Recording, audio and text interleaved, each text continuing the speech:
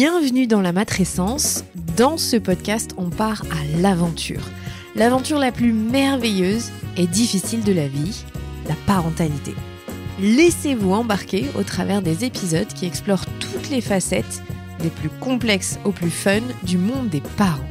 Apprenez, riez, pleurez, découvrez et débattez en écoutant la matrescence. Nous avons une mission, vous donner des clés pour vous accompagner à n'importe quelle phase de votre parentalité.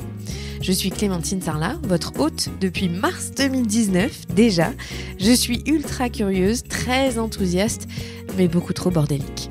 Je suis aussi maman de 3 petites filles qui m'aident à me remettre en question quotidiennement. Et dans une autre vie, j'ai été journaliste sportive à la télé et aujourd'hui, je vous aide à rayonner dans votre parentalité. Abonnez-vous pour ne rien rater. Allez, let's go!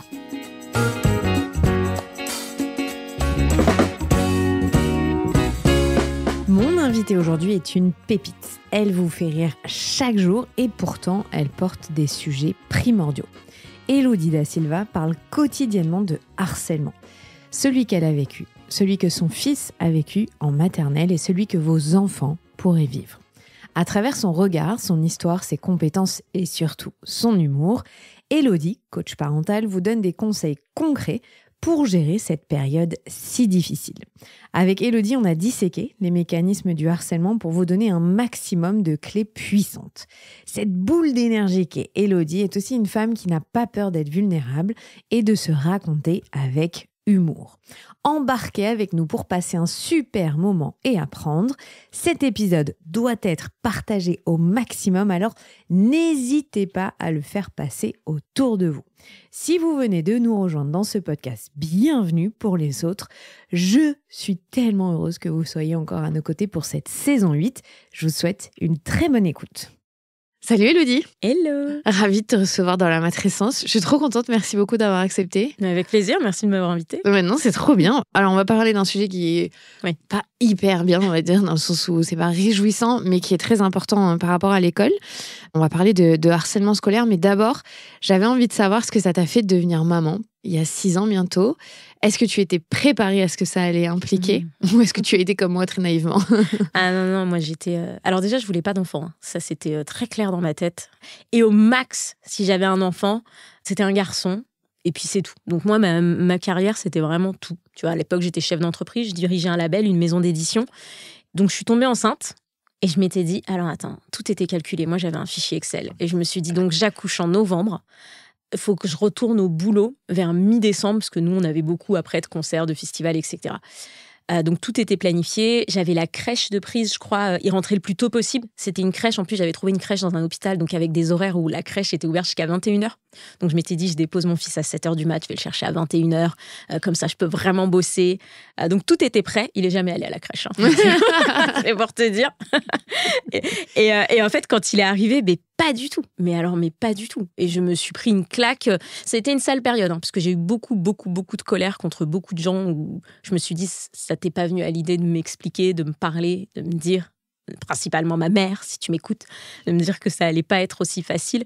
Mais tu vois, non, moi j'étais en mode businesswoman, je vais pas m'arrêter une seule seconde. Et puis on se verra le soir, quoi. Et puis non. Pas du tout. Moi, je crois que j'ai eu comme toi, hein, vraiment. Il y a eu ce moment de mais comment j'ai pu une seule seconde envisager que ma vie allait rester la même avec juste un petit bébé à côté et que je ne m'adapterais pas à ce petit être qui dépend de moi à 100%. Non, mais c'est ça. Et tu vois, tu dis t'as eu de la colère envers les gens de pas t'avoir prévenu.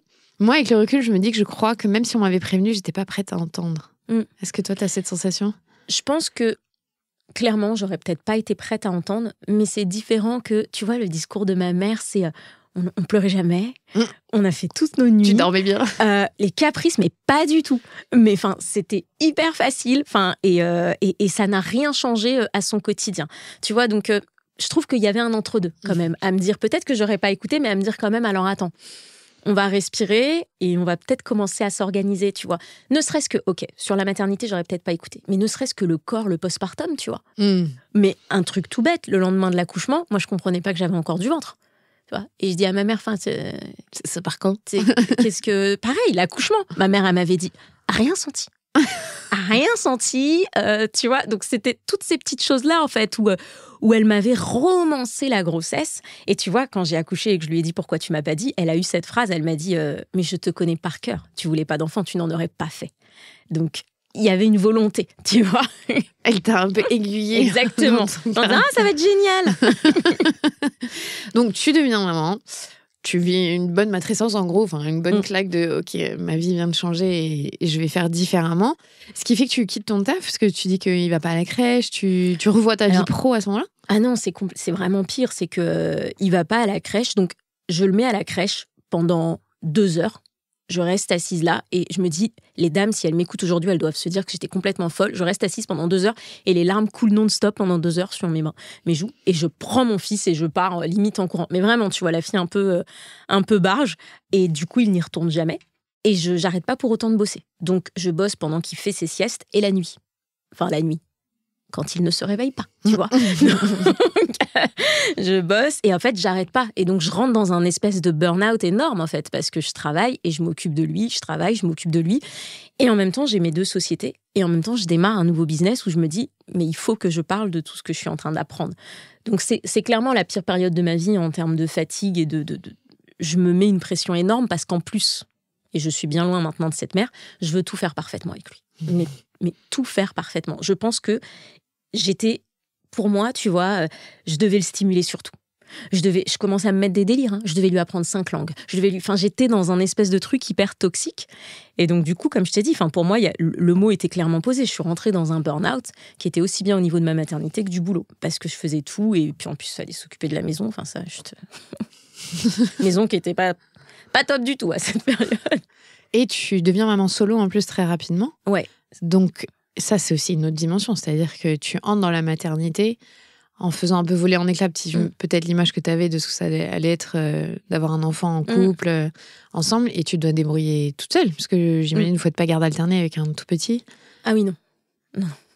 Et pas non plus maintenant. C'est mon enfant. Non. En fait, là où ça a été une grosse claque, c'est que tu sais, pour moi, la séparation dans le couple, ça a toujours été on se sépare parce qu'on s'aime plus. Et nous, on était fous amoureux quand on s'est séparés. Donc, mais c'est juste que la mère que j'étais devenue, le père qu'il était devenu, eux, ça marchait pas. Donc, c'était très bizarre. Ça a été une nouveauté pour moi. Mais au niveau de la charge, il y a eu une partie de moi qui a été très allégée parce que j'avais plus cette espèce d'amertume au quotidien de il devrait m'aider, il devrait faire ci, il devrait faire ça.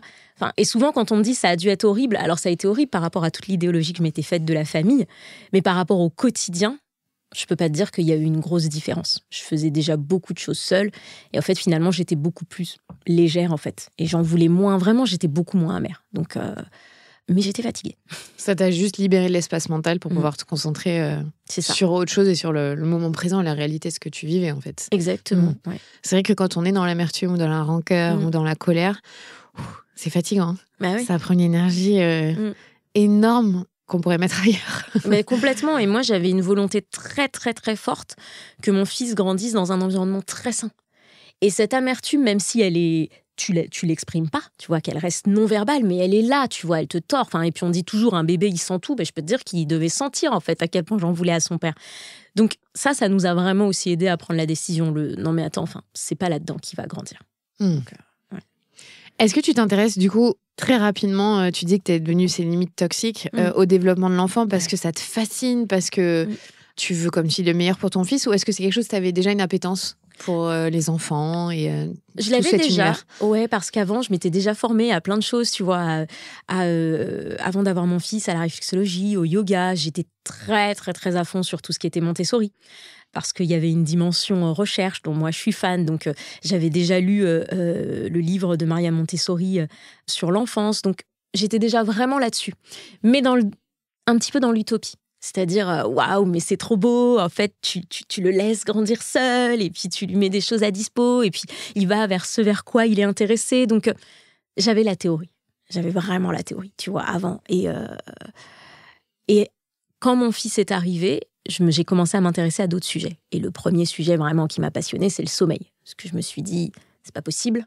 C'est quoi ça, exactement. Mais c'est pas possible. Il a mangé, il est changé, il est machin, enfin, tu vois. Et là, alors j'ai commencé à avoir des consultantes en sommeil et moi, j'ai beaucoup ce truc de mais non, mais faut que t'aies la connaissance, tu vois. Tu vas pas aller voir une consultante. Et puis j'ai vite compris que c'est pas parce qu'il faisait ses nuits à 3 mois qu'il les ferait à 6, tu vois. Donc, je me suis dit, on va apprendre, en fait, et on va être autonome sur le sujet. Et en fait, petit à petit, à chaque fois que je rencontrais une espèce de petite difficulté ou que j'avais des questionnements, je rentrais dans une formation, tu vois.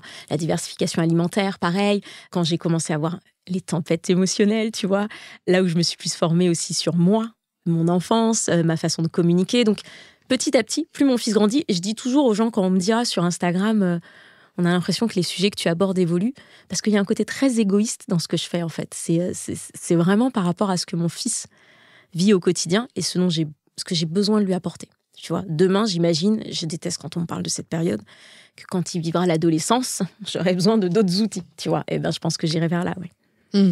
Donc, tu t'es formée au fur et à mesure et de manière intense. Enfin, pour le coup, ça a été aussi un pivot dans ton environnement pro. Ah oui. Oui. Alors, de base, faut quand même... et c'est pour ça que mes parents ne sont pas étonnés. Moi, j'adore l'école. Mais vraiment, je dis là, si je pouvais être à la fac, je serais à la fac, en fait.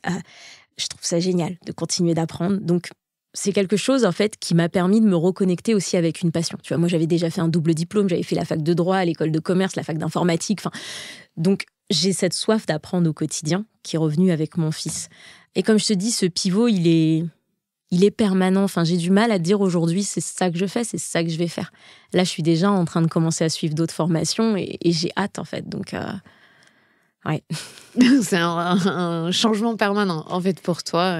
Ouais, et puis c'est une évolution. Je pense que, tu sais, et tu le sais, t'es maman, on apprend à se connaître chaque jour, en fait. Chaque jour, chaque challenge que mon fils, il me ramène à la maison. Ce week-end, j'ai vécu l'un des pires moments de ma vie, les premiers devoirs. non mais attends.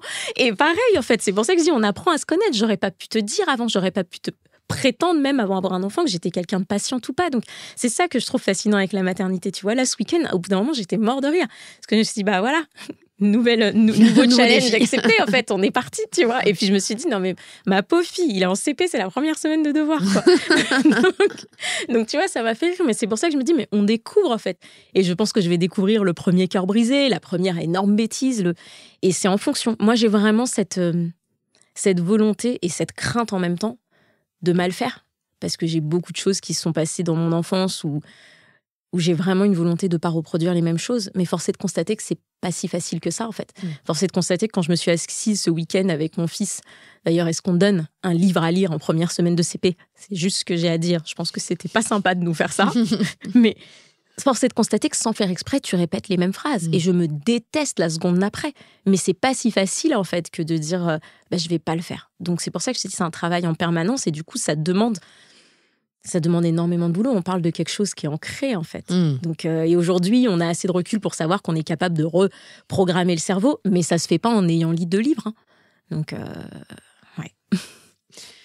Aujourd'hui, j'avais envie de te recevoir dans le podcast parce que même si les gens te connaissent pour tes vidéos humoristiques, le fait que tu as fait une tournée, qu'on te catégorise pour quelqu'un qui va expliciter des concepts simples, mais qui fait rire. Sauf que tu parles quand même de sujets très profonds et intenses, dont le harcèlement.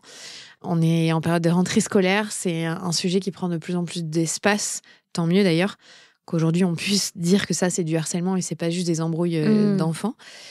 Pourquoi est-ce que tu as voulu aborder ce sujet ? Est-ce que toi, plus jeune, tu as vécu quelque chose qui t'a parlé, qui se catégorise comme du harcèlement ?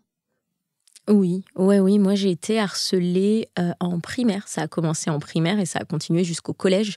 Et c'était suite à un déménagement quand je suis arrivée dans une nouvelle région, dans un nouvel établissement. Mais à l'époque, ça n'a pas du tout été qualifié de harcèlement. Et puis surtout, à l'époque, moi, mes parents, ils ont découvert que j'ai été harcelée quand ils ont vu mon post Instagram. À l'époque, moi-même, je n'étais pas consciente de ça. Donc, j'étais mise à l'écart. Il y avait des violences psychologiques, il y avait des violences physiques. Et tout ça, en fait, j'ai fait le lien là, récemment. Donc, moi, je sais que j'adorais l'école pour apprendre, mais j'ai détesté le côté social de l'école. C'est-à-dire que si j'avais pu être quelqu'un qui faisait l'école à la maison, je m'étais renseignée pour faire le CNED, pour pouvoir faire mes études juste à la maison, parce que j'ai trouvé que c'était trop difficile, en fait. Je ne suis pas capable de te donner un bon souvenir. Je suis capable de te donner un bon souvenir en termes de ce que j'ai appris. Les cours d'histoire géo en 4e, c'était un bonheur, mais vraiment, tu vois. Je suis capable de te dire que j'ai eu une prof de maths, Madame Henry, qui était l'une des meilleures profs de maths au monde pour moi, mais de copines que j'ai eues, de beaux moments que j'ai passés, d'anniversaire où j'ai été, il n'y en a pas. Tu vois. Donc, il n'y en a pas parce que ça a été tellement long. On était dans une petite ville, donc c'est quelque chose qui, en plus, a pris beaucoup d'ampleur. Et surtout, c'est quelque chose qui, au début, est parti sur ma couleur de peau. On a aménagé dans un petit village. Et donc, j'étais la seule noire. Et du coup, c'est parti là-dessus. C'est parti sur on va lui tirer les cheveux, et ses cheveux, ils sont différents, et sa peau, elle est différente, sa bouche, elle est différente. Je me rappelle, j'ai eu 9 points de suture ici parce que je me suis cassé le nez, et du coup, il y avait le truc de peut-être que maintenant, elle va un peu plus nous ressembler. Enfin, donc, ça a été très, très, très violent. Là où j'ai toujours eu de la chance, entre guillemets, je mets des grosses guillemets, c'est que j'étais une très bonne élève. Donc, du coup, moi, je me renfermais là-dessus. Donc, et peut-être que j'étais une bonne élève parce que j'étais très isolée, tu vois. Donc, il y a aussi ça. Et du coup, aussi, quand tu es une très bonne élève, tes parents, ils se posent aucune question. Enfin, pourquoi ça va pas?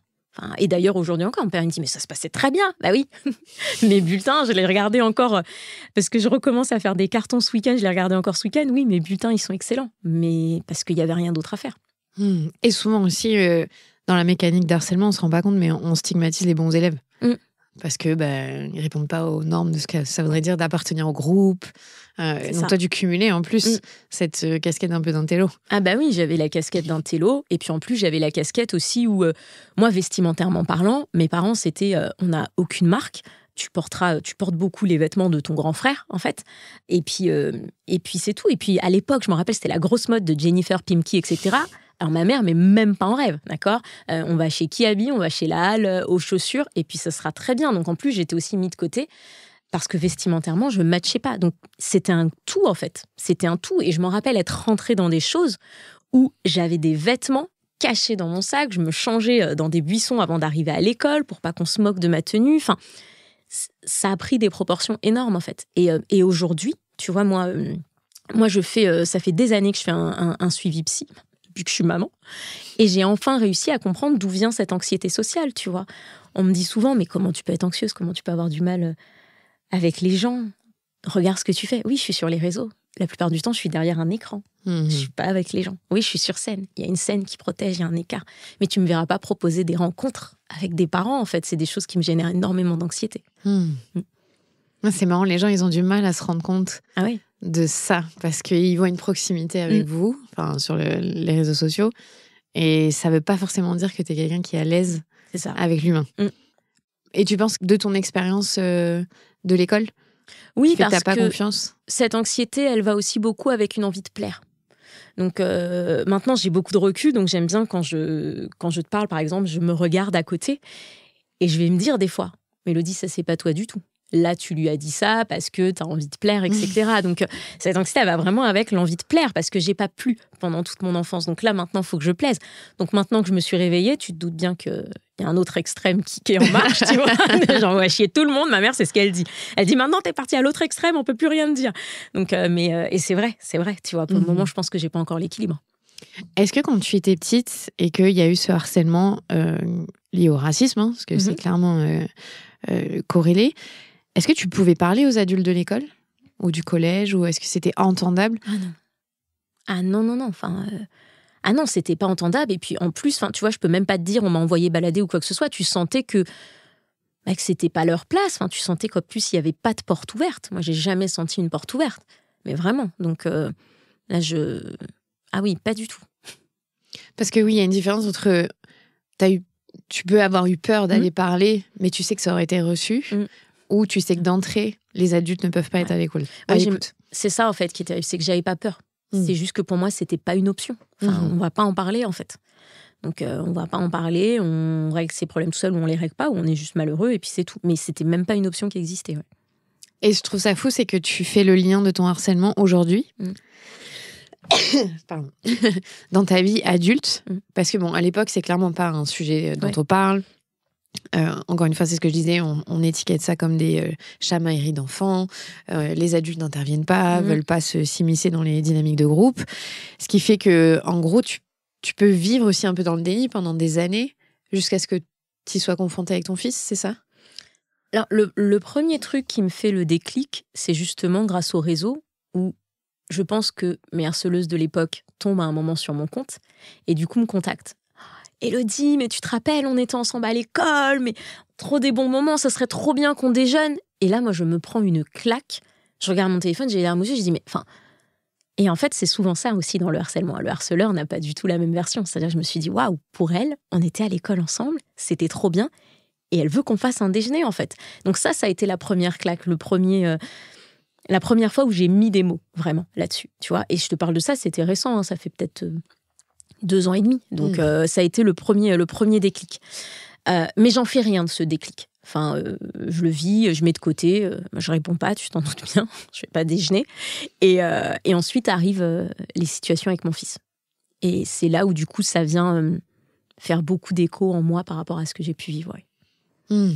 Il se passe quoi avec ton fils? Parce que donc, ton fils rentre en maternelle. Ouais. Est-ce que le harcèlement, ça commence dès la maternelle?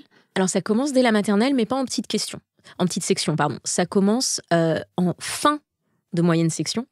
Et ça prend une ampleur pas possible en début de grande section.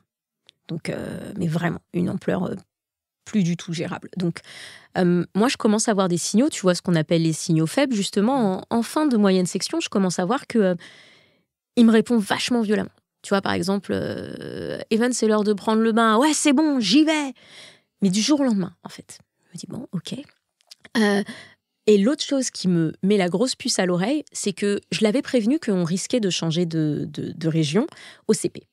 Parce que peut-être que j'avais envie de revenir sur Paris et peut-être que ça devrait se faire. Et je vois que, il demande tous les jours si on ne peut pas faire ça maintenant. Si ça ne peut pas avoir lieu maintenant. Alors qu'avant, il adorait son école. Je me faisais engueuler si je venais le chercher en premier à 4h30 parce qu'il fallait qu'il ait le temps de jouer. Et là, du jour au lendemain, non. C'est tu peux venir me chercher plus tôt. Quand est-ce qu'on change d'école? T'avais dit qu'on changeait d'école. Les maîtresses même me disent, ouais, on n'est pas au courant, il y a un déménagement parce qu'il fait que de dire qu'il va changer d'école. Donc je dis, bon, ok, c'est bizarre. Donc ça, c'est les premières choses qui me mettent la puce à l'oreille. Donc je commence à creuser. La problématique, c'est que ça se passe très bien en classe. Et donc ces maîtresses me disent, avec qui je m'entends très bien à l'époque, me disent, bah non, mais ça se passe super, il fait des super progrès, etc. Et l'autre grosse problématique, c'est qu'on est dans une école, et je déplore cette situation, je trouve ça extrêmement grave, où c'est une école Montessori, où il y a les maternelles et les primaires. Et dans la cour de récré, ils sont mélangés. Donc il y a des enfants de 2 ans et demi avec des enfants de presque 12 ans. Faut juste se rendre compte à quel point, ne serait-ce que même s'il n'y a aucune malveillance, c'est extrêmement dangereux, en fait, de mettre des enfants qui ont la force d'un enfant de 12 ans à côté d'un enfant de 2 ans et demi. Donc moi, je suis déjà en guerre contre ça avec la directrice à l'époque. C'est vraiment quelque chose que je trouve pas normal. Je vais loin, hein. J'appelle l'association Montessori, je demande, en fait, parce que je me dis peut-être que je ne connais pas. Et tout le monde est très clair sur le fait que non, Montessori, c'est mélange des âges, mais il y a des tranches d'âge. Là, c'est juste qu'en fait, ça l'arrange pas, elle n'a pas assez d'espace. Donc ça commence aussi à me mettre la puce à l'oreille. Et un jour, Evan, face au miroir dans la salle de bain, fait le singe. Mais il fait le singe d'une manière où il tire sa lèvre vers le bas et il fait le singe. Je lui dis, qu'est-ce que tu fais là? Qu'est-ce que tu es en train de faire, chérie? Tu vois? Et il me dit, je fais ce qu'on me dit toujours de faire à l'école. Je dis, ah bon? D'accord? C'est-à-dire? Et donc là, il commence à me donner le prénom des garçons. Je dis, ok, d'accord. Et on te demande de faire ça beaucoup? Ah, tout le temps. Et si je le fais pas, on joue pas avec moi. Donc du coup, je suis obligée de faire le singe dans la cour. D'accord, ok. Et qu'est-ce qu'on te dit d'autre? On me dit que là, moi, d'où je viens, je suis ce qu'on appelle un macaque. Je suis d'accord? Et tu viens d'où? Je sais pas, ils m'ont pas dit, mais il dit que là, d'où je viens, je suis ce qu'on appelle un macaque. Donc je dis ok, d'accord. Et le truc explose le jour où son père va à l'école. Je sais plus c'était pourquoi, on avait une réunion ou un truc comme ça, son père est très impliqué. Et là, des enfants appellent son père « macaque ». Et alors là, le truc explose complètement. Je suis même pas capable de trop donner l'ordre, parce que là, rien que le fait de le raconter, je me rends compte à quel point c'était lunaire. Donc, je commence à prendre les devants. Il commence à y avoir des réunions dans l'école. Et ce que je vois tout de suite, c'est que c'est extrêmement minimisé. Je me rappelle, il y a un groupe WhatsApp des parents où j'explique les faits, puisque la directrice essayait vraiment de faire en sorte que ça ne se sache pas. Donc moi, j'explique les faits dans le groupe WhatsApp. Et là, il y a des parents qui répondent à mon message. « Oh là là, c'est fou, parce que pourtant, il y a des garçons qui portent du rose dans l'école. Il y a des garçons qui ont des cheveux longs. Il y a des petites filles qui sont véganes. Acceptons la différence de tous. » Merci. Voilà, ta tête m'aide. Voilà, non, mais c'est ça. Et je me dis, ok, Là, on va avoir un problème parce que c'est pas entendu. Donc, je perds un peu patience et j'explique quand même que le racisme est un délit et que là, j'ai du mal à comprendre en fait les comparaisons qui sont faites. Et là, du coup, on se rend compte aussi avec le père que, et de toute façon, le harcèlement, c'est ce que je dis, c'est du 360. Donc, il faut tout de suite aller voir aussi comment se comportent les autres. Je vois qu'au niveau des parents, alors je peux pas te dire qu'ils sont pas réceptifs. Il y a quelques parents qui nous soutiennent tout de suite. Mais il y en a d'autres où c'est très flou. Et on reçoit même des messages. Peut-on vraiment parler de racisme à 4 ans ? Mais on parle de quoi alors ? On parle de quoi à un enfant à qui on demande de faire le singe dans la cour et à qui on dit macaque ? Je suis très curieuse, on parle de quoi ?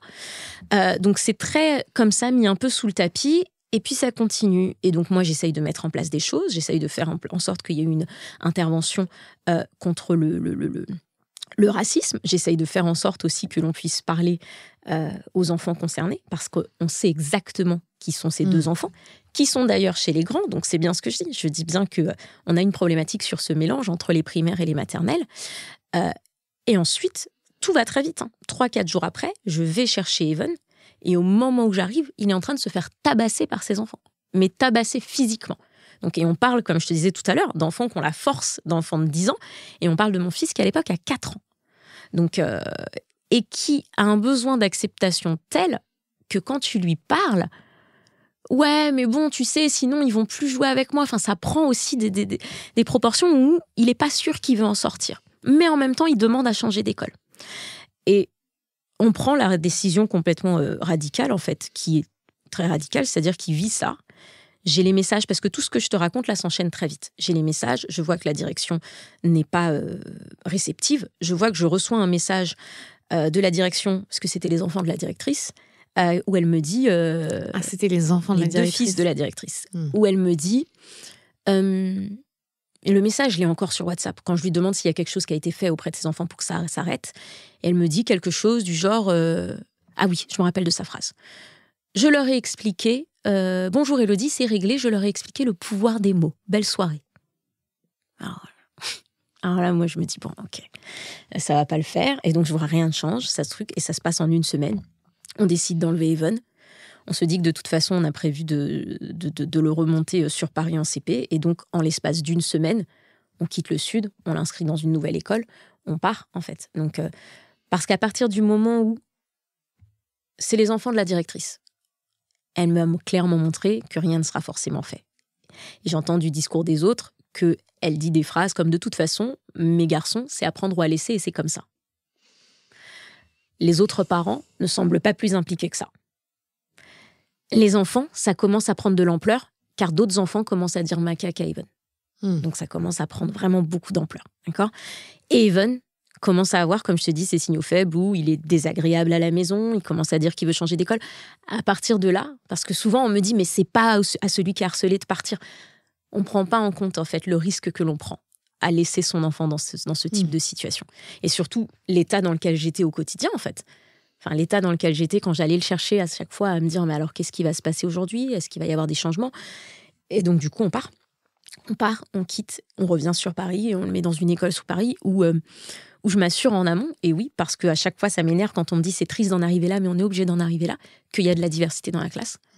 Et là où je m'en veux un petit peu sur cette histoire, c'est que, et je le dis aux parents, si aujourd'hui vous observez une différence chez votre enfant, quelle qu'elle soit, ça peut peut-être faire sa force, mais quelle qu'elle soit, il faut lui en parler en amont. Il ne faut pas croiser les doigts que personne ne lui dira. Ah, il bégaye, mais ça va peut-être passer. Non, on va lui en parler en amont et on va le préparer en amont. J'ai une maman qui était en pleurs la semaine dernière dans mon programme et qui m'a dit on s'est moqué de lui parce qu'à l'école, c'est le seul vegan, personne ne comprend. Je lui ai dit il faut le préparer à ça en amont. Tu sais, il y a d'autres gens, ils vont manger de la viande. Ils vont peut-être pas comprendre pourquoi toi, t'en manges pas. Toutes ces petites choses. Et moi, je m'en veux de ne pas lui avoir dit que ça allait être le seul noir dans cette école. Pas dans cette école, mais dans sa classe. Et je l'avais vu. Mais je m'étais dit, de manière très utopique, quand même, à 4 ans, pas commencer à préparer un enfant à 4 ans. Eh ben si. Ça s'appelle la charge raciale. C'est la charge que vous avez de devoir faire attention à l'environnement, C'est ça. tout ce qui pourrait arriver, tout ce que ça implique d'être, je mets des gros guillemets, différent de la norme. Et tu dirais aussi, en 2025, on n'a plus à faire ça. Et malheureusement, on a totalement à faire ça dès qu'il y a un critère qui, comme tu dis, dévie de ce qu'est la norme. Et Donc toi, tu fais ton rôle de parent, c'est-à-dire tu protèges ton enfant, tu le sors de cette école. Est-ce que tu vérifies l'environnement, mais est-ce que ton fils, il a une appréhension à changer d'école ou est-ce qu'il y va avec... Et il est tellement heureux. Quand je lui dis, parce que je lui demande, il est trop content. Il est trop content et puis c'est pour ça que je décide de faire un changement drastique. Parce que je me dis, Élodie, si tu le changes d'école, dans la ville dans laquelle vous êtes, on était dans le sud de la France, et que ça se passe mal encore, et que potentiellement vous allez remonter à Paris, ça va être trop compliqué. Là, je faisais un changement qui, dans sa tête, pour lui, était 100% positif. On remontait à Paris, il allait être proche de son père, de ses tantes, de ses cousins, de ses cousines, il venait très famille. Donc, j'ai envie de dire, je prenais beaucoup moins de risques que de me dire on va encore essayer d'aller tâtonner avec les petites écoles dans le coin. Et il l'accueille super bien. Et là où aussi, moi, ce que je me dis, c'est que Evan a besoin d'avoir un environnement beaucoup plus fourni. Aujourd'hui, on sait que les enfants qui vont extrêmement mal vivre le harcèlement, mais peut-être pas juste le harcèlement, aussi au niveau des micro-agressions, c'est des enfants qui ne vont avoir que l'école en tête. Moi, j'ai cette vision où on revient à Paris. Evan, il a plein de cousins-cousines qui ont son âge, donc il va avoir un autre monde. On va lui créer un autre monde où il va avoir justement beaucoup plus de soutien. Donc j'ai aussi cette ambition-là, en fait. Alors du coup, non, ouais, pour répondre à ta question, il l'accueille, mais il est aux anges, en fait. Et puis surtout, l'école que je choisis l'accueille aussi à bras ouverts. Il y a vraiment quelque chose qui est fait pour lui. L'école accepte d'ouvrir pendant les vacances, que je te parle de ça, c'était on prend nos clics et nos claques et je fais remonter mes voitures et tout de déménagement. On est le 24 décembre peut-être, tu vois. Donc j'appelle l'école en urgence, ils sont en vacances. Elle me dit oui, je lui explique ce que mon fils il vient de vivre. Je lui explique si on peut venir visiter là pendant ses vacances de Noël. Et elle prend sur ses vacances, la directrice, elle vient ouvrir et elle accueille Evan. Et elle lui dit qu'ici ça va aller, qu'elle est au courant de ce qu'il a passé. Enfin, le truc, je te dis, j'ai envie d'en pleurer tellement c'est... Il a été accueilli au point où... Et surtout, c'est ça aussi que je dis toujours aux parents. C'est toujours, on me dit, ouais, mais est-ce qu'il faut pas ne pas trop en parler pour qu'il oublie, qu'il passe à autre chose? Je trouve que c'est la pire chose à faire. Là, c'est au contraire, on est au courant. Ils sont au courant. Et on va mettre des choses en place. Et je l'ai senti en sécurité. J'ai vraiment senti comme les épaules tu vois, le côté, OK. Et il a eu cette phrase. Il a eu cette phrase le lendemain, quand il a repris l'école le 4 janvier, de... Il y a plein d'autres noirs, maman. Maman, il y a plein d'autres noirs. Et c'était trop marrant. C'était trop marrant. Et puis il disait des phrases d'enfant. Et je suis pas le plus noir. Et puis il y a machin. Et puis il y a truc. Et puis mes cheveux. Parce que j'avais aussi eu ça. C'est-à-dire qu'il avait demandé qu'on lui rase le crâne à blanc. Et on avait dû lui raser le crâne à blanc parce qu'on se moquait de ses cheveux. Donc, et c'est des choses pareilles où on me dit ouais, mais il faut peut-être pas lui apprendre la fierté de ses cheveux, etc. Il y a des moments où c'est compliqué. Il a 4 ans. Il y a des choses qui sont pas si simples que ça. Et nous aussi, en tant que parents, il y a parfois où on a besoin d'un soulagement immédiat. Donc, on était dans ce mode, on va te raser la tête, et ensuite, on va t'expliquer au quotidien, et on va en parler au quotidien. Mais ça a fait partie des choses qui l'ont rendu extrêmement heureux. Et là, maintenant, dans cette nouvelle école, on est passé à l'autre extrême. Maintenant, il veut des tresses, il pense à des locks. Enfin, tu vois, là, ça y est, on est ailleurs, quoi. Est-ce que, pour les gens qui nous écoutent, parce que c'est pas toujours possible de changer d'établissement, d'avoir, en tout cas de trouver un établissement qui soit accueillant de cette manière-là. Est-ce que c'est dans le privé, l'éducation nationale? Donc à chaque fois, Montessori c'était privé, forcément. Parce que tu penses que dans l'éducation nationale, il n'aurait pas cet environnement-là? Ou parce que ça, c'est une école qui a des valeurs qui te correspondent? Pas du tout. Au contraire, je pense qu'il y a des écoles formidables dans l'éducation nationale. C'est plus que nous, on revenait du Canada. Et je ne sais pas combien de temps on va rentrer en France. Donc, c'était pour garder le côté école bilingue. Ok. Donc, c'est juste ça. C'est que, ouais. Comme ça, il en parle au moins 2 sur les 5 sur les 5 que j'avais prévus. Je suis en échec, mais c'est pas grave. Il te reste du temps. Le harcèlement, on disait, on commence à en parler vraiment. C'est devenu quelque chose de médiatique. Il y a un peu des lignes directrices maintenant. Parfois, en tant que parent, on est notre propre ennemi, c'est-à-dire qu'on va faire empirer les choses. Qu'est-ce qu'il ne faut pas faire quand il y a du harcèlement avec son enfant? Alors déjà, il y a un truc qui va être très simple au quotidien. C'est que je dis toujours aux parents, il faut avoir la même réaction quand votre enfant vous dit quelque chose de positif que quand votre enfant vous dit quelque chose de négatif. Il faut avoir la même intensité. D'accord ? Mon fils, il rentre et il me dit aujourd'hui, j'ai fait de la lecture. Je dois lui accorder la même attention que s'il me dit aujourd'hui, j'allais vraiment dire le prénom, Bob, il s'est moqué de moi, tu vois. Donc, et c'est ça aussi qu'on se rend compte aussi vraiment de ça, de l'intensité et de l'attention que l'on donne aux réactions. C'est vrai que t'as raison que parfois on minimise nous-mêmes en fait. Ah oui. Dire oui, c'est moqué, ou t'as eu mal, et on passe à autre chose. C'est ça. Donc, ou à l'inverse. Là, on est ou alors à l'inverse, on va dramatiser. On va dramatiser. Et l'enfant est extrêmement intelligent. Donc il se dit attends. À chaque fois que je lui dis qu'il m'est arrivé quelque chose de grave à l'école, elle arrête de cuisiner, elle pose son téléphone et elle vient s'asseoir avec moi sur le canapé. Ah bah tu peux être sûr que tous les soirs, quand il va rentrer de l'école, il va te dire qu'il y a un truc de fou qui lui est arrivé. Tu vois. Donc et moi ça, avec mon fils, je l'équilibre vachement. C'est pour ça qu'on a beaucoup de rituels tournés autour du bonheur, de ce qui se passe bien, de pas donner vraiment plus d'attention à ce qui est négatif. Et naturellement, on va le faire. Attends, on est fatigué, la charge mentale, etc. Bah, quand ta fille, elle rentre et qu'elle te dit « j'ai fait un beau dessin », t'accordes moins d'attention que « on m'a tapé à l'école ». Donc ça, c'est vraiment la première chose à faire. Parce qu'après, j'ai beaucoup de parents qui me disent « oui, mais je me suis rendu compte qu'il ment ». Oui, mais c'est pas qu'il ment, c'est qu'il est très intelligent. Et comme je dis, il a vu les moments où tu as plus d'attention. Donc, et attention, je me suis prise au piège moi-même. Hein, les moments où je pose le téléphone, où j'accorde l'attention. Et j'ai vu dans le regard de mon fils « ah ça ». Ça s'arrête. Ça, c'est top. Ça pose Instagram, ça. Donc, j'ai du pouvoir. Bah oui. Non, mais c'est ça vraiment. L'autre chose qu'il faut pas faire, et ça, j'ai failli le faire. Ça, c'est venu vraiment, c'est sorti de moi. C'est de vouloir être seul contre le monde avec son enfant. C'est pas grave. T'es pas invité aux anniversaires, tu t'inquiètes pas. On va faire ci, on va aller à Disney, et puis on va partir en vacances. De venir compenser en créant sa bulle. Ça, c'est terrible. Ça, c'est terrible, mais c'est instinctif, en fait. C'est instinctif, c'est l'instinct de protection. Le je vais, ça va juste faire que le harcèlement va prendre encore plus d'ampleur, que l'enfant va être encore plus isolé. Donc, ça, c'est le premier réflexe qu'on a généralement. On va vraiment pas vouloir faire ça. On va vraiment, au contraire, vouloir à tout prix remettre un pied dans tout ce qui va être activité avec de la communauté, même si c'est pas forcément dans l'environnement où il y a du harcèlement, même si c'est dans les activités extrascolaires. Mais il faut pas qu'on isole. On ne rajoute pas de l'isolement quand il y a du harcèlement, oui. Ou avec la famille, comme tu disais. Exactement. Ton fils est revenu au sein des cousins-cousines, dans un environnement qui est sécure pour lui, et il peut voir autre chose comme dynamique de groupe, en fait. C'est ça. La première chose que l'on va vouloir lui montrer, c'est que ce qu'on lui dit à l'école, par exemple, quand on dit à mon fils que c'est un singe ou quoi que ce soit, que ce n'est pas du tout une vérité absolue. Et en fait, on sait très bien qu'ils nous écoutent pas tant que ça, les enfants. Et donc, on va vouloir lui montrer que, il y a d'autres gens qui pensent différemment, qu'il y a d'autres cercles. C'est ce que j'expliquais, en fait. Il y a eu un moment où mon fils, il déteste écrire. Et donc, du coup, potentiellement, à l'école, ça peut vite être quelque chose. Evan, il sait pas écrire, Evan, il sait pas écrire. Le fait d'aller au foot, là-bas, c'est pas Evan qui sait pas écrire. Au foot, c'est Evan, il court super vite. Le fait d'aller au tennis, c'est Evan, il fait des smatchs. Et en fait, il n'est plus défini juste parce qu'on lui dit à l'école. Et souvent, c'est ça qu'on va chercher, en fait. Moi, son père, il dit, mais toi, t'es folle, tu cherches des choses dans les activités extrascolaires que les autres parents ne cherchent pas. Moi, je cherche pas à ce qu'il apprenne super bien le tennis ou le foot.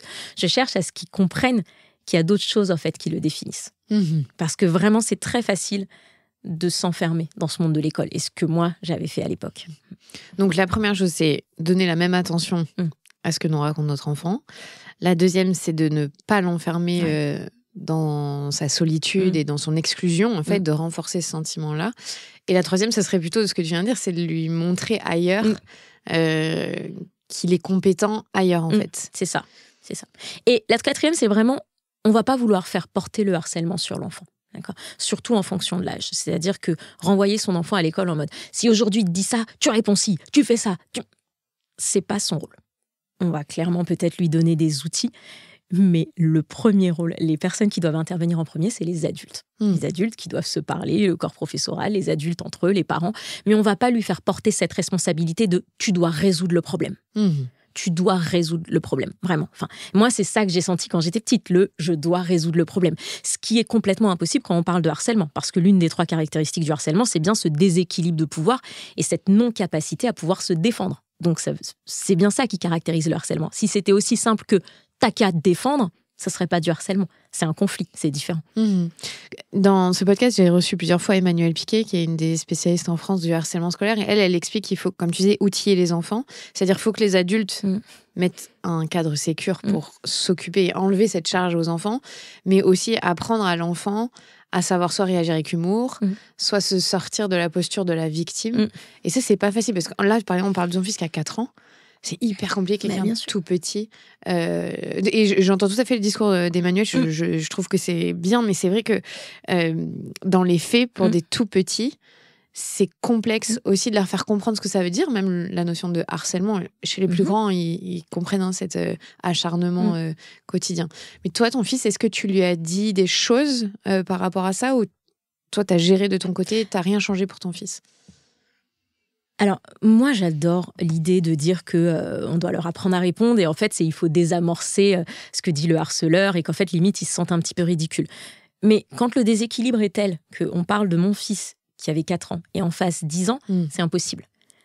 Tout ce qu'il pourrait dire serait tourné au ridicule. Enfin, ils en sont pas au même niveau de développement, en fait. Enfin, et puis, ça va... Donc, là-dessus, c'était pas possible. Aujourd'hui, par contre, on travaille beaucoup sur la posture, la voix. On sait que, par exemple, toutes les réactions qui vont être extrêmes vont donner encore plus envie au harceleur d'harceler. Les « je crie »,« je pleure »,« je pousse », ça, c'est ce qui va vraiment faire qu'on va encore plus être une cible. C'est pour ça que les enfants qui sont caractérisés de sensibles sont vraiment aussi des cibles au harcèlement. Ah, il rougit, elle pleure toutes les 2 minutes. Oh, regarde, elle crie, on peut pas lui parler calmement. Donc ça, c'est quelque chose que je travaille beaucoup avec mon fils, qui a justement tendance à beaucoup crier dès qu'il est énervé, de la posture. On parle, on peut parler fort, on peut être impressionnant sans pour autant crier, s'énerver. On a des mots, on a nos phrases sur lesquelles on travaille. Mais là, je te dis ça, il va avoir 6 ans dans quelques semaines. Et une fois de plus, ça s'appliquerait à un enfant, s'il y a un enfant de 6 ans en face de lui. Il est aujourd'hui encore dans une école de mélange où il y a le mélange des âges. Je n'attends pas de lui qu'il fasse ça face à un CM2. Pas du tout. Moi, ce que j'attends face à un CM2, c'est que le corps professoral et les surveillants fassent leur travail. C'est ça que j'attends. Mais face à un CM2, je n'attends rien de lui. Ou ce que tu attends, c'est qu'ils puissent avoir la capacité de venir te dire c'est ça, il y a un problème. Exactement. Parce qu'il y a ça aussi, les enfants, on leur laisse pas d'espace parfois pour venir exprimer ce qui t'est arrivé à toi.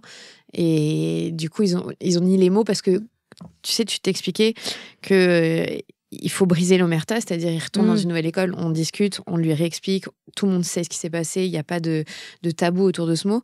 Mais peut-être aussi, nous, en tant que parents, de dire, le harcèlement, c'est ça. Je sais qu'à l'école, ils font un travail autour de poser des mots, d'expliquer ce que c'est. Est-ce que tu penses que, tu vois, d'avoir ces discussions-là en amont avec nos enfants, mais bon, encore une fois, tu dis à 4 ans. À 4 ans, moi-même, c'est j'ai difficile. passé des discussions avec mes filles. C'est clair. En maternelle. En primaire, oui. Mais à 4 ans, tu vois, moi, les parents avec qui je travaille sur des enfants qui ont 4 ans en maternelle, à 4 ans, on va peut-être pas parler de conflits, de micro-agressions et de harcèlement, mais on va trouver des images. Moi, j'aime bien les feux de circulation. Il y a le feu vert, il y a le feu orange, il y a le feu rouge. Et on va travailler avec des petits jeux de rôle. Là, ce qui vient de se passer, c'est le feu rouge. Là, ce qui vient de se passer, c'est le orange. Là, c'est le vert. Et qu'est-ce qu'on fait dans chaque situation? Donc, on peut quand même faire des choses. Tu vois. Et ensuite, bien sûr, plus les enfants vont grandir, plus on va vouloir mettre des mots et expliquer. Aujourd'hui, le harcèlement est puni par la loi.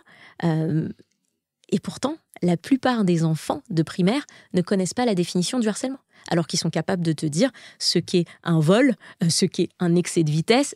Donc, il y a aussi ce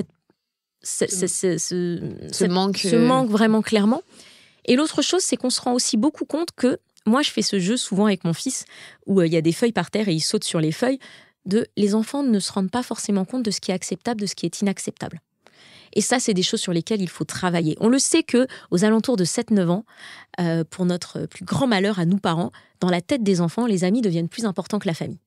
Donc à partir de là, en fait, il faut absolument qu'on puisse leur dire, même si tu as absolument envie d'être ami avec Théo, avec Paul, avec Jacques, voilà ce qui est acceptable, voilà ce qui est inacceptable. Et ça, il faut travailler là-dessus. Parce que l'objectif principal à cet âge-là, c'est il faut que j'ai des amis, il faut que je sois dans le groupe, qu'on en oublie toutes ces notions-là et on les travaille pas. Mais moi, je suis insupportable. Dans la voiture, en allant à l'école, je pose des questions acceptables, pas acceptables, acceptables, pas acceptables. Parce qu'en fait, il y a des choses où je vois des fois, ils doutent en fait. Et donc, c'est hyper intéressant parce que ça me donne l'opportunité de creuser. Mais il faut apprendre aux enfants ce qui est acceptable et ce qui n'est pas acceptable. Et ce qui relève du conflit. Parce qu'attention, comme dans tout en ce moment, on va aussi dans un extrême là-dessus, c'est que le conflit, c'est acceptable et c'est hyper sain. Et il faut qu'on les laisse gérer. Même si parfois, ça nous brise le cœur. Mais il faut qu'on les laisse gérer. Donc, et ça aussi, ils doivent apprendre. Est-ce que c'était juste un conflit? Ou est-ce que c'était pas un conflit? Avec toute la bonne volonté qu'on a en tant que parents, si on est face à une situation où il commence à y avoir du conflit de manière répétitive, donc il peut aller vers le harcèlement, parfois, quand je dis on est notre propre ennemi, on peut avoir tendance à dire je vais aller voir l'autre parent, je vais aller lui dire que son enfant, c'est pas OK. Et sans passer par la direction, sans signaler, tu vois, au corps professoral. Ça génère quoi, en fait? Parce que du coup, on met une tension avec l'autre parent et on sait pas trop ce que ça va avoir comme répercussion, non, sur les enfants. C'est plutôt contre-productif. Oui. Ouais. on voudra toujours parler à l'école avant. Et surtout, le plus important, c'est même pas de parler à l'école avant. Le plus important, c'est de parler très tôt. Très tôt. Et avec un ton pas du tout accusateur. C'est-à-dire, par exemple, un exemple très concret, là, c'est la première semaine d'école de mon fils, il m'a dit, tous les soirs après l'école, il m'a donné un prénom d'un enfant qui est chez les grands, qui l'embête. En fait, directement, là, ce matin, j'en ai parlé à la maîtresse, mais pas du tout en mode, il y a machin qui l'embête, faudrait faire gaffe, etc.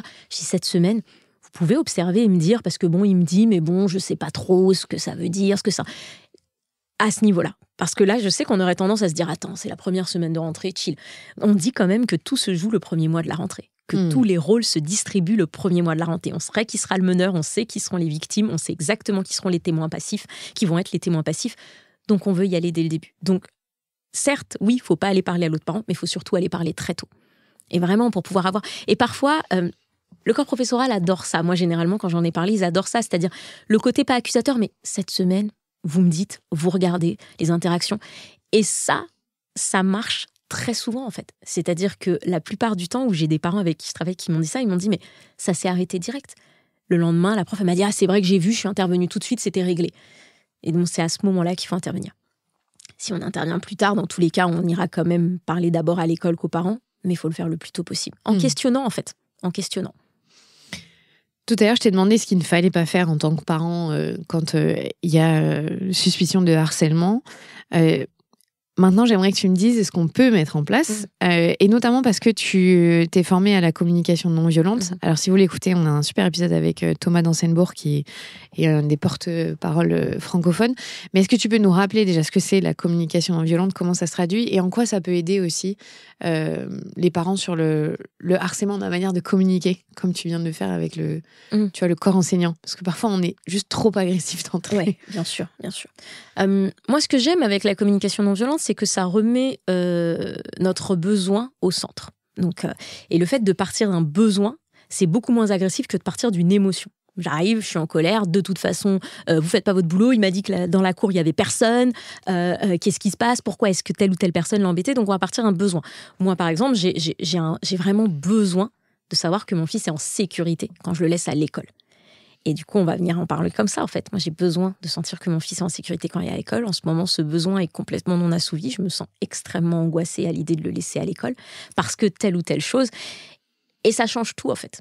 Ça change tout parce que on remet le centre sur nous et on pointe pas du doigt. Donc, moi, ça, c'est quelque chose que j'utilise beaucoup, la communication non violente, dans la façon de parler aux professionnels. Et il y en a qui disent, ouais, mais c'est une espèce de forme de manipulation, tu vois. Mais moi, je le vois pas comme ça parce que c'est vraiment la réalité. Et je l'ai vécu avec mon fils, c'est-à-dire que j'avais ce besoin de sécurité qui n'était pas assouvi, où j'étais en stress toute la journée. Donc, c'est pas de la manipulation, c'est vraiment vrai. C'en est si tu inventes un besoin. C'est vraiment vrai, en fait. Donc, et ça permet aussi d'expliquer les choses aux enfants. Souvent, j'ai des parents qui me disent, moi, mon fils, il m'a dit de pas en parler à l'école, il veut pas que j'en parle. Alors, ne rentrez pas là-dedans. Pas du tout, en fait. Mais vraiment pas du tout. C'est-à-dire que je comprends. Et après, on me dit, oui, mais la confiance va être brisée. Et là, moi, je remets toujours en face, en fait, les risques du harcèlement. On va briser beaucoup plus que la confiance. Mais par contre, on va pas le faire dans le dos. Et pareil, là, on va utiliser la communication non violente pour expliquer à l'enfant nos besoins. Les besoins qui, là, tout de suite, ne sont pas assouvis. Les besoins, en fait, qu'on sent, en fait, qui sont un petit peu maltraités et qui font qu'on va être obligé d'aller parler au corps professoral. Et après, moi, je laisse toujours l'option mais on peut discuter ensemble de la façon dont tu veux que je le fasse et de ce que je vais dire. Est-ce que tu veux être là ? Est-ce que si on est au téléphone, est-ce que tu veux que je mette le haut-parleur ? Est-ce que tu veux venir avec moi dans le bureau ? Est-ce que tu préfères ne pas savoir ? Et là, généralement, l'enfant, il rentre dans la danse. L'enfant, il rentre dans la danse à partir du moment où on a exprimé le besoin, que c'est clair et que dans tous les cas, je vais communiquer là-dessus. Mais on peut décider ensemble de comment on va le faire. C'est vrai que moi, tu vois, c'est une phrase que je dis toujours à mes filles quand je prends une décision où elles sont là, non, je ne veux pas. Mais moi, mon rôle, c'est de te protéger. Et pour te protéger, je dois faire ça, ça, ça. Mais j'explique ma décision, pourquoi j'éteins la télé quand ça fait 1 heure qu'ils regardent. C'est que je te protège. Et c'est vrai que quand on est clair et on est droit dans ses bottes, les enfants aussi le ressentent. Et ils se sentent aussi protégés, c'est ça, c'est vraiment le mot, et en sécurité. C'est ça. Parce que moi, c'est ce qu'on me dit. On me dit, oui, mais est-ce que j'ai pas peur après qu'il me parle plus ?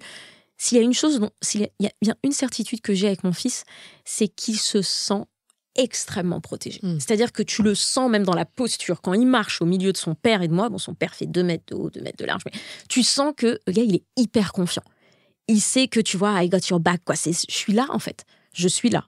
Et tout va bien se passer, en fait. Alors, tout va bien se passer dans la mesure du possible, de ce que je contrôle, mais en tout cas, je ferai toujours ce qu'il faut. Et il y aura toujours une action. Il y aura toujours une action.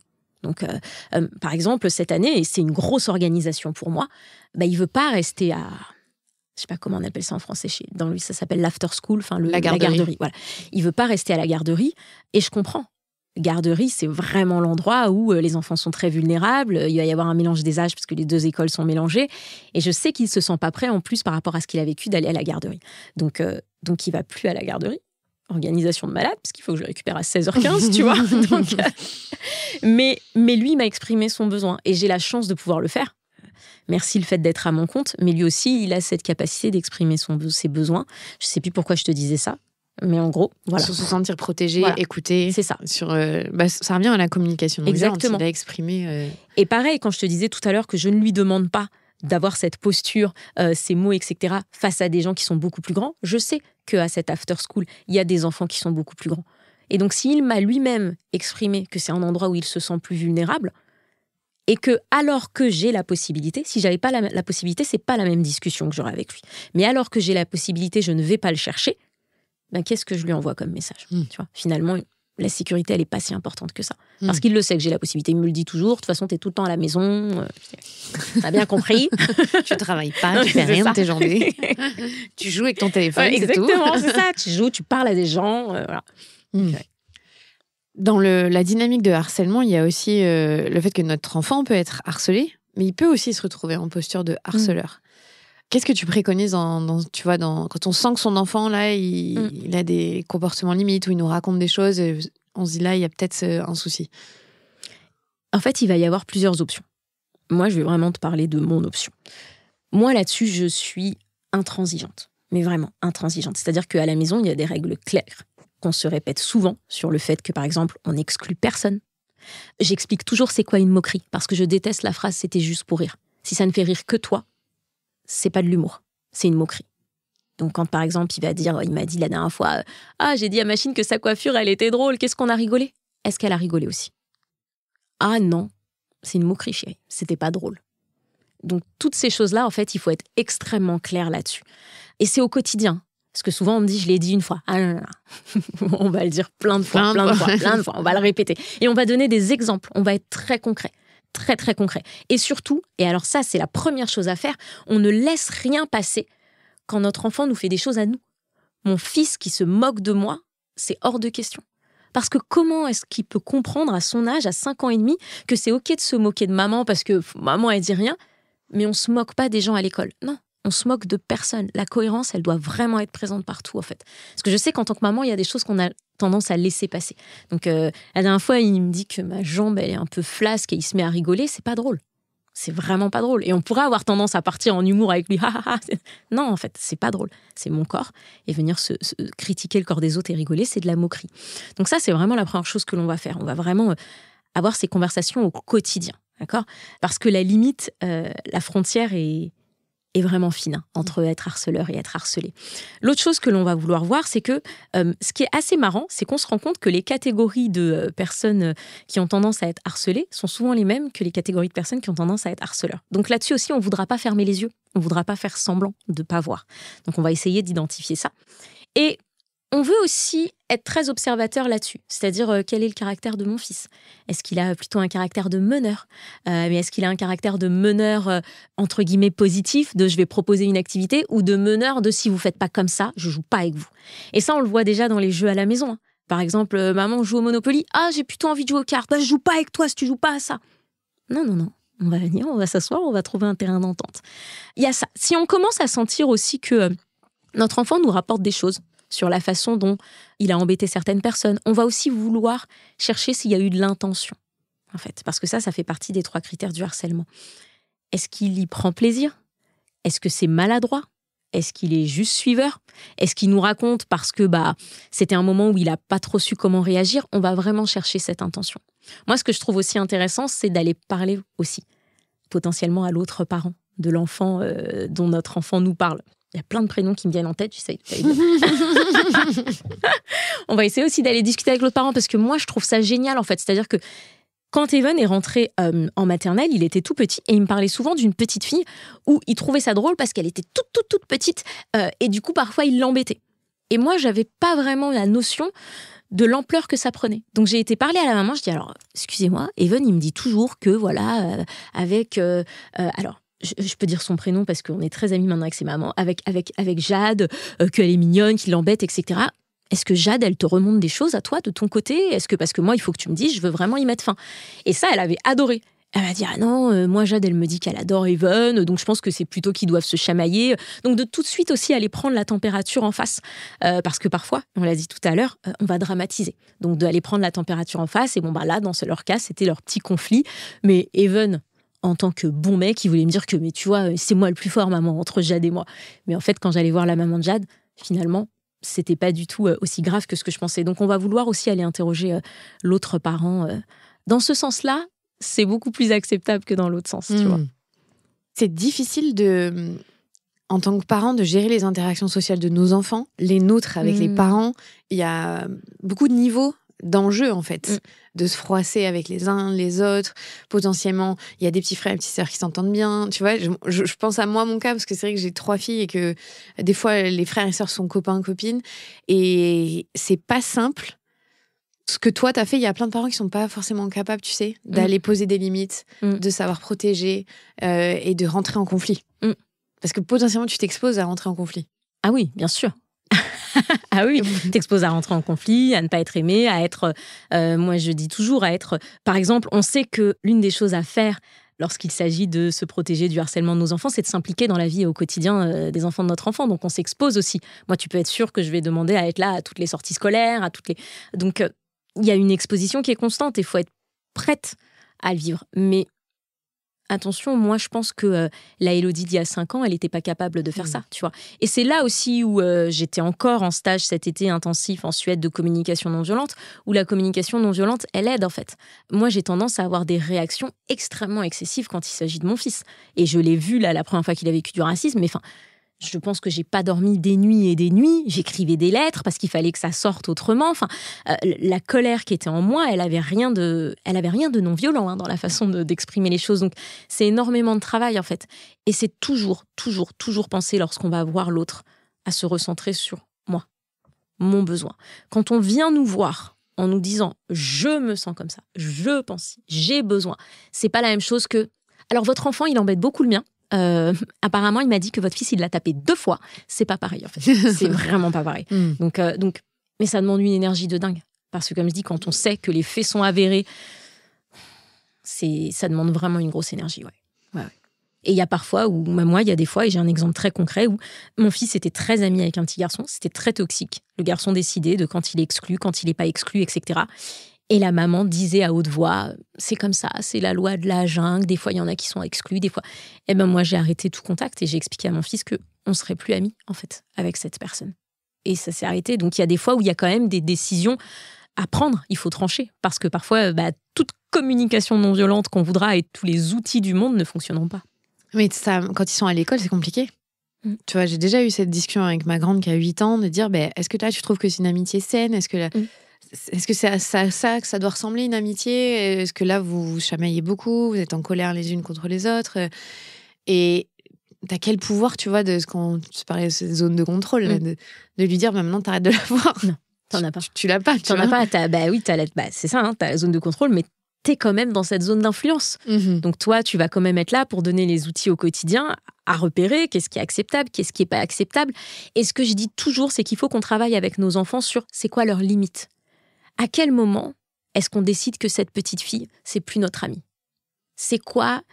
Combien de fois est-ce qu'on la laisse reproduire les choses ? Et attention, on écrit, c'est hyper joué. Ok, on fait notre petit traité de l'amitié. Si elle m'embête, et les enfants adorent les chiffres, tu vois, si elle m'embête 5 fois, ça passe. 8, c'est trop. Et c'est hyper intéressant d'avoir cette conversation avec les enfants parce que c'est là où on se rend compte. Moi, maintenant, j'ai la chance de pouvoir faire des lives avec des enfants où je travaille sur le harcèlement, où on se rend compte la tolérance de chaque enfant. Et il y a certaines petites filles qui me disent, bon, si l'année prochaine, elle m'embête encore, je dis donc ça veut dire pendant 12 mois, elle peut t'embêter et c'est ok. Oui. Mais si l'année prochaine, elle m'embête encore, donc, et ça, c'est intéressant aussi. Et donc, et après, on va qualifier. Ok, mais c'est quoi embêter? Si jusqu'à l'année prochaine, elle vient et elle te pousse toute l'année, est-ce que ça passe? Non, ça passe pas. Et c'est là où, tu vois, on va apprendre des choses. Moi, j'ai appris un truc qui est fou. Tu sais, en ce moment, on apprend aux enfants le côté, ça, tu peux pas toucher mon corps. Et en classe, il y a des présentations qui sont faites sur le fait qu'il y a certaines parties qu'on ne peut pas toucher et d'autres parties qu'on peut toucher. Par exemple, si on te touche la tête, c'est OK par rapport à si on te touche les parties intimes. Et donc, moi, je travaillais avec des enfants qui avaient fait l'amalgame avec cette présentation en disant « Bah oui, mais moi, Hugo, il me tape tous les jours, mais il me tape à la tête. » Et dans la présentation, on m'a dit que c'est OK de taper à la tête, donc c'est pas grave. Donc, tu vois, toutes ces petites conversations vont faire qu'on va se rendre compte que eux-mêmes, et c'est ce que je te disais tout à l'heure, eh ben, ils savent pas forcément où la poser, la limite. Ils savent pas forcément où la poser, ils ont besoin de nous pour faire ça. Donc, c'est pas facile. On n'est pas dans leur cercle de contrôle, mais on est quand même très présent dans le cercle d'influence. Donc, on doit être là pour mettre les règles. À partir de quand est-ce qu'on dit que c'est plus possible? On doit savoir. Il peut pas rien avoir dans cette case. On peut pas dire bah, non, ce sera toujours mon ami. Non, ça n'existe pas. À partir de quand est-ce qu'on se dit que c'est plus possible? Donc, ouais. Si on doit terminer cette conversation, est-ce que tu pourrais nous donner un outil ou un jeu que tu peux faire avec ton enfant pour, comme tu dis, déterminer sa limite? Tu vois, une situation, ce serait quoi? Alors, il y en aurait deux. Je peux en donner deux. Vas-y. Le premier, vraiment, et il est magique, je le fais depuis la première année de maternelle, c'est d'aller faire les courses et d'acheter vraiment, avec notre enfant, un carnet d'école. Le petit carnet d'école où on va mettre des questions et tous les vendredis soirs ou les samedis matins, en fonction de la fatigue de l'enfant, on remplit le carnet d'école. Il faut rendre ça hyper fun. On en a marre de juste comment ça s'est passé aujourd'hui et il faut que les questions soient très précises. Très précise. Moi, tu vois, je l'ai fait avec mon fils. J'ai mis cette vidéo hier soir où il y a est-ce qu'il y a des règles qui me semblent trop nulles à l'école? Est-ce que tu te sens en confiance? Est-ce qu'il y a eu des moments où tu t'es dit là, je peux pas parler à un adulte. Tu vois, ce petit cahier d'école qui va nous permettre de suivre. On va orienter les questions en fonction de ce qu'on veut savoir, vraiment. Mais ce cahier, on le ritualise. On le ritualise et on en fait vraiment quelque chose de fun. Nous, on commande des pizzas le soir du cahier, donc je peux te dire qu'il a hâte de faire le cahier d'école et de me raconter toute sa semaine. L'autre chose que l'on va faire, ta question, c'était pour... Apprendre à mettre une limite, tu vois. Ouais, c'est ça. Bah, moi, par exemple, pendant les vacances, on a beaucoup travaillé en amont sur qu'est-ce qu'on attend d'un ami. Qu'est-ce qu'on attend d'un ami? Et on fait des petites fiches. En fait, il faut vraiment se rendre compte aussi que parfois, à cet âge-là, et là, je parle de l'âge de mon fils, 5 ans et demi, juste la conversation, ça va pas être assez. On se fait une petite fiche qu'on ressort à chaque fois et qu'on met à jour. On la met à jour s'il y a des choses qui ont changé. Mais on ressort et on se rappelle. Tiens, c'est marrant, on s'était dit ça. Bah là, tu viens de me raconter que Théo, il a pas respecté ça. Donc, est-ce qu'il faut qu'on enlève cette règle ou est-ce qu'on va ajuster demain avec Théo? Donc, on se fait des petites fiches. C'est quoi un ami? Quand est-ce qu'on est amis? Quand est-ce qu'on n'est plus amis? D'accord? On se fait des petites fiches aussi sur nos signaux. Donc, quand est-ce que mon corps me dit que je suis en sécurité? Quand est-ce que mon corps me dit que je suis pas en sécurité? Il faut vraiment leur apprendre à lire leurs signaux. Vraiment, tout ce qui va être « qu'est-ce que mon corps me dit ?» ça va être crucial. Moi, je sais que j'ai commencé à écouter mon corps après l'accouchement. Avant, je peux te dire que mon corps, il me disait rien, mais vraiment. Et ça, je regrette de pas être rentrée en connexion avec mon corps. Tu sais, je sais plus c'est quel pays. Mince, je lisais une étude la dernière fois, c'est un pays d'Asie où la première chose qu'ils leur apprennent à l'école, c'est pas l'écriture ou la lecture, c'est la respiration. Toutes ces choses-là, en fait, tu vois. Et là, moi, mon fils, des fois, je lui dis, quand il est énervé, en fait, j'arrive tout de suite et je dis, tu respires hyper vite, là, en fait. De venir leur pointer du doigt, en fait, tous ces petits signaux. Parce que la première personne qui doit leur dire, ça ne va pas, c'est pas nous, c'est eux. Là, mon corps est en train de me dire que ça ne va pas, que ce que je vis n'est pas acceptable. Et ça, il faut le faire tout le temps. Je crois que notre génération, on n'a pas grandi en étant connecté à notre corps. Nos parents non plus. Non. Et peut-être des générations bien plus lointaines l'étaient, mais nous, clairement, c'est un outil, quoi. Mais c'est pas quelque chose qui nous signale le bien ou le mal. Et je pense même qu'on a appris à le rendre extrêmement silencieux, voilà, tu vois. Donc, c'est complètement. Et t'as raison que souvent, c'est en accouchant ou faire sortir un être humain de son corps, sûrement, ça vient reconnecter à mais en fait, mon corps, il a des sensations.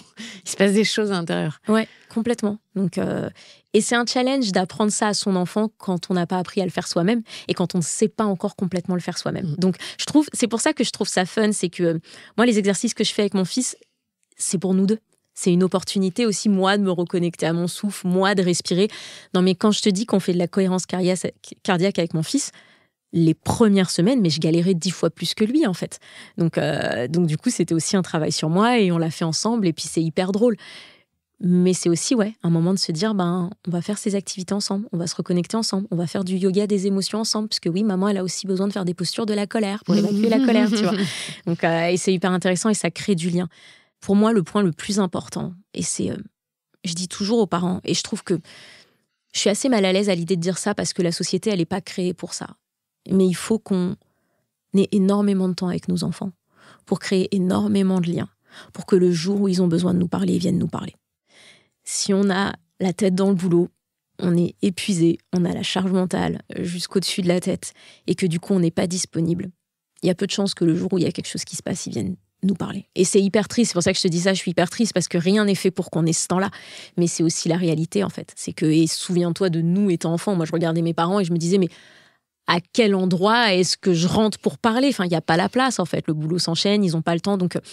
Mais là où je veux quand même mettre un petit peu d'espoir, c'est que ça prend pas tant de temps que ça. Ça prend pas tant de temps que ça. Tu vois, un petit rituel de 2 minutes le soir, ça serait suffisant pour maintenir cette connexion. Je sais plus c'est qui, je crois que c'est Daniel Siegel qui disait que faire les choses bien, 30% du temps, c'est suffisant.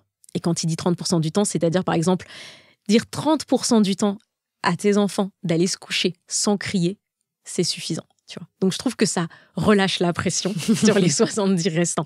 Donc, faut relâcher la pression aussi sur ça. C'est se dire, OK, je vais les mettre dans l'agenda, ces moments de connexion. On va en faire des non négociables. Et on va vraiment être là, connecté. Et je te parle de ça, ma vie étant Instagram, c'est un gros challenge, d'être connecté, de poser le téléphone et d'être vraiment avec mon fils. Mais je me suis rendu compte que ça libère vachement la parole, tu vois. Les parents que j'accompagne dans mon programme de harcèlement, ils me disent quelque chose souvent, et pour moi, c'est le meilleur compliment, c'est « elle me parle beaucoup plus ». À chaque fois, on me dit ça. Elle me parle beaucoup plus. Elle rentre, elle me parle. Il n'y a plus de comment ça s'est passé, je sais plus. T'as mangé quoi, je sais plus, je sais pas. C'est elle me parle. Mais pour qu'un enfant ait envie de parler, il faut qu'il sente qu'il est écouté. Mais vraiment écouté. Et ça, c'est le plus gros challenge d'une vie. Moi, j'ai appris à écouter récemment. Et c'est le gros challenge d'une vie de parents connectés en permanence. Ouais. C'est aussi le défi qu'on a. Merci beaucoup, Élodie. Merci à toi, Clémentine. Je pense qu'on ressort avec plein d'outils. Sur un sujet qui n'est pas simple et sur lequel on doit être vigilant. Et ce que j'aime bien, c'est que dans ta conclusion, au final, on parle surtout du lien et d'avoir cette notion de confiance mutuelle entre nos enfants et nous pour qu'on puisse être là pour eux, parce qu'on ne pourra jamais éviter qu'il y ait du harcèlement. Bien sûr. C'est impossible. Par contre, on peut agir sur comment nous, on se comporte avec eux et ce qu'on fait avec. Exactement. Merci beaucoup. Merci à toi. Vous venez d'écouter un nouvel épisode de La Matrescence. Merci infiniment pour votre soutien. Si vous voulez découvrir de nouvelles pépites, n'hésitez pas à aller sur le site www.lamatrescence.fr. Vous pouvez également vous abonner à la newsletter qui sort tous les vendredis. Rendez-vous également sur le site pour pouvoir vous inscrire. Ensuite, vous devez vous abonner sur votre plateforme d'écoute pour pouvoir recevoir les notifications. C'est ce qui fait grandir ce podcast. Merci infiniment et continuez de partager ce savoir autour de vous. Je sais que c'est comme ça que beaucoup des auditrices et des auditeurs ont découvert ce podcast. Alors un grand merci. Prenez soin de vous. À la semaine prochaine.